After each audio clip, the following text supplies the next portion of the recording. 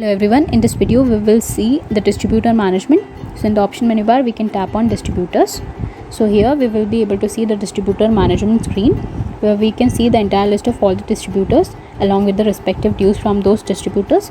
We can sort them alphabetically, or we can also sort them in the increasing or decreasing order of the dues, and we can type the name or number of that particular distributor to search that distributor.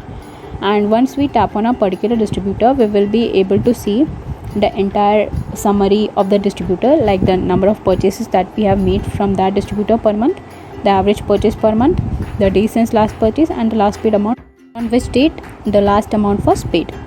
And you can see the total dues section, where you will be able to see the total dues that we have from that particular distributor. So if you want to clear off your dues, you can come to this cash field over here, and you can just type the dues which you want to clear, and like this, and this payment will be automatically done and the dues will be updated, as you can see it over here.